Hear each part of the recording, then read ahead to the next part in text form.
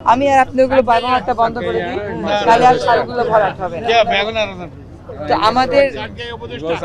আমরা যেটা দেখলাম সেটা হচ্ছে যে খালগুলো ভরাটের তিনটা বড় বড় কারণ। একটা হচ্ছে ভূমি অফিসের সাথে যোগসাজশে খালগুলো ব্যক্তির নামে রেকর্ড হয়ে গেছে, সেখানে বড় বড় বিল্ডিং উঠে গেছে, 8 তলা 6 তলা বিল্ডিংও উঠে গেছে।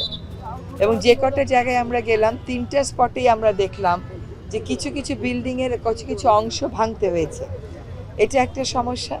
দ্বিতীয় সমস্যা হচ্ছে খালের প্রবাহ বাধাগ্রস্ত হচ্ছে, এই যে পাহাড়গুলো কাটার ফলে মাটিগুলো এসে পড়তেছে, এটার কারণে। আরেকটা হচ্ছে প্রচুর পলিথিন এবং প্লাস্টিক। তো তিনটাই জটিল সমস্যা।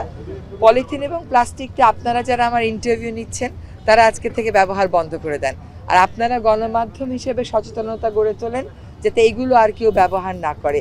বিকল্প কি, এই প্রশ্ন তোলার বাংলাদেশের সুযোগ নাই। আমাদের বাপরা দাদারা যেভাবে বাজার করেছে আমরাও সেভাবেই করব, এটাই বিকল্প। এই তিনটা সমস্যা নিয়ে আর একটা হচ্ছে প্রকল্পগুলোর ক্ষেত্রে সমন্বয়ের একটা বড় ব্যাপার আছে। ফলে আমরা সবগুলো সংস্থাকে নিয়ে আগামীকাল বসবো এবং আমরা বুঝবার চেষ্টা করব যে এই প্রকল্পগুলোর এই বর্ষায় আমরা কি সুফল পাবো আর পরের বর্ষায় আমরা কি সুফল পাবো। এটা দীর্ঘদিনের সমস্যা, একদিনের সমাধান হওয়ার নয়, কিন্তু সমাধান তো হতে হবে।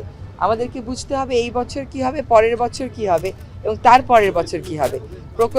প্রকল্পটা যদি আমরা দেখি মানুষের কাজে লাগছে তাহলে অব্যাহত থাকবে, আর যদি দেখি মানুষের কাজে লাগছে না তাহলে আমাদেরকে চিন্তা করতে হবে।